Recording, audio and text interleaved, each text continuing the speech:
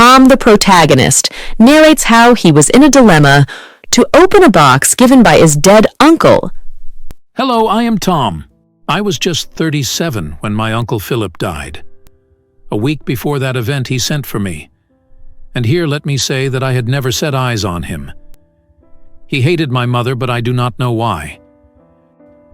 She told me long before his last illness that I need expect nothing from my father's brother. He was an inventor, an able and ingenious mechanical engineer, and had much money by his improvement in turbine wheels. He was a bachelor, lived alone, cooked his own meals, and collected precious stones, especially rubies and pearls. From the time he made his first money, he had this mania. As he grew richer, the desire to possess rare and costly gems became stronger. When he bought a new stone, he carried it in his pocket for a month, and now and then took it out and looked at it. Then it was added to the collection in his safe at the trust company. At the time he sent for me, I was a clerk, and poor enough. Remembering my mother's words, his message gave me, his sole relative, no new hopes, but I thought it best to go. I suppose you think me queer. I will explain. I have been living on an annuity into which I put my fortune. In other words, I have been, as to money, concentric half of my life to enable me to be as eccentric as I please the rest of it. Now I repent of my wickedness to you all and desire to live in the memory of at least one of my family. You think I am poor and have only my annuity. You will be profitably surprised. I have never parted with my precious stones. They will be yours. You are my sole heir. I shall carry with me to the other world the satisfaction of making one man happy. No doubt you have always had expectations, and I desire that you should continue to expect. My jewels are in my safe. There is nothing else left. You will have to pay for my funeral. I must say that I never looked forward to any expenditure with more pleasure than to what it would cost me to put him away in the earth. The rubies are valuable. They are in my safe at the trust company. Before you unlock the box, be very careful to read a letter which lies on top of it, and be sure not to shake the box. Don't come back. It won't hasten things. He died that day next week and was handsomely buried. The day after, his will was found, leaving me his heir. I opened his safe and found in it nothing but an iron box, evidently of his own making, for he was a skilled workman and very ingenious. The box was heavy and strong, about 10 inches long, 8 inches wide, and 10 inches high. On it lay a letter to me. Dear Tom, this box contains a large number of very fine pigeon blood rubies and a fair lot of diamonds. One is blue, a beauty. There are hundreds of pearls. One the famous green pearl and a necklace of blue pearls, for which any woman would sell her soul or her affections. I thought of Susan. I wish you to continue to have expectations and continuously to remember your dear uncle. I would have left these stones to some charity, but I hate the poor as much as I hate your mother's son. Yes, rather more. The box contains an interesting mechanism which will act with certainty as you unlock it and explode 10 ounces of my improved supersensitive dynamite. No, to be accurate, there are only 9.5 ounces. Doubt me and open it, and you will be blown to atoms. Believe me, and you will continue to nourish expectations which will never be fulfilled. As a considerate man, I counsel extreme care in handling the box. Don't forget your affectionate uncle. Appalled, the key in my hand. Was it true? Was it a lie? I had spent all my savings on the funeral and was poorer than ever. Remembering the old man's oddity, his malice, his cleverness in mechanic arts, and the patent explosive which had helped to make him rich, I began to feel how very likely it was that he had told the truth in this cruel letter. I carried the iron box away to my lodgings, set it down with care in a closet, laid the key on it, and locked the closet. Then I sat down, as yet hopeful, and began to exert my ingenuity upon ways of opening the box without being killed. There must be a way. After a week of vain thinking, I bethought me one day that it would be easy to explode the box by unlocking it at a safe distance, and I arranged a plan with wires, which seemed as if it would answer. But when I reflected on what would happen when the dynamite scattered the rubies, I knew that I should be none the richer. For hours at a time, I sat looking at that box and handling the key. At last, I hung the key on my watch guard. But then it occurred to me that it might be lost or stolen.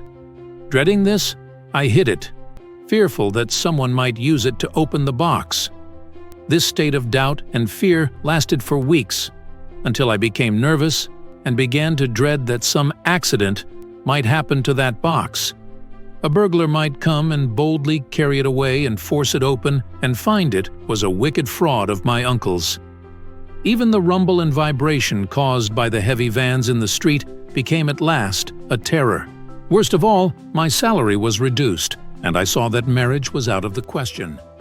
In my despair, I consulted Professor Clinch about my dilemma. "Professor Clinch, I'm in despair. Is there any safe way to retrieve the rubies without ruining them?" If your uncle hasn't lied, there's no method that won't harm the stones, especially the pearls. It's a silly tale, utterly incredible. "Please, take the biggest ruby and test your opinion." No need, my dear boy, I'm not interested. The letter seems credible. Be cautious. You're in danger of losing your mind over these rubies. I did nothing else but contrive wild plans to get at them safely. I spent all my spare hours reading about dynamite. I talked of it until the library attendants, believing me a lunatic or a dynamite fiend, declined to humor me and spoke to the police. I suspect that for a while I was shadowed as a suspicious and possibly criminal. I gave up the libraries and, becoming more and more fearful, set my precious box on a down pillow for fear of its being shaken. For at this time, even the absurd possibility of its being disturbed by an earthquake troubled me. I tried to calculate the amount of shake needed to explode my box. The old doctor, when I saw him again, begged me to give up all thought of the matter, and as I felt how completely I was the slave of one despotic idea, I tried to take the good advice thus given me.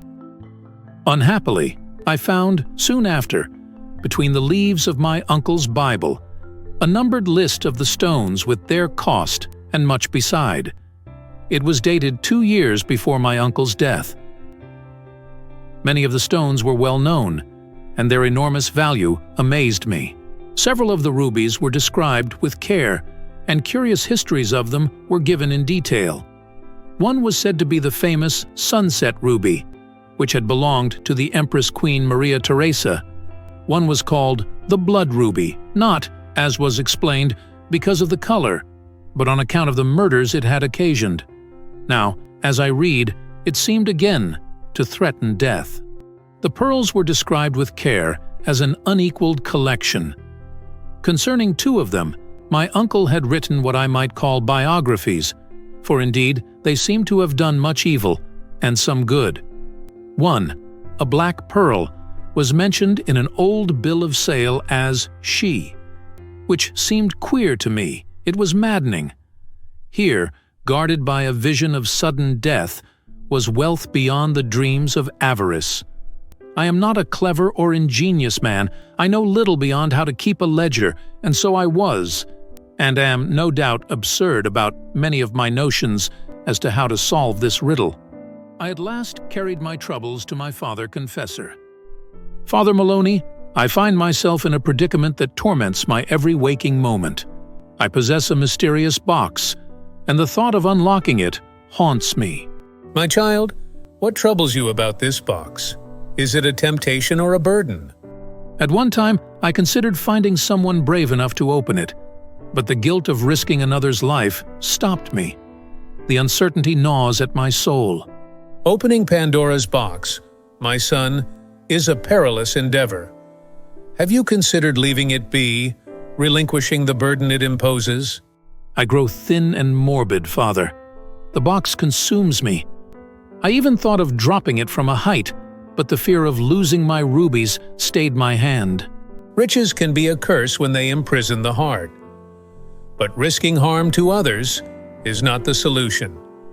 Perhaps there is a way to rid yourself of this obsession without endangering anyone. I've sought solace in science and religion, but no answers have come. I'm trapped in this torment, Father. What should I do? Cease this relentless pursuit, my son. Sometimes the answers we seek are beyond our understanding. Trust in time to unveil the path that's meant for you. 2 years have gone by, and I am one of the richest men in the city and have no more money than will keep me alive. Susan said I was half-cracked like Uncle Philip and broke off her engagement. In my despair, I advertised in the Journal of Science and have had absurd schemes sent me by the dozen.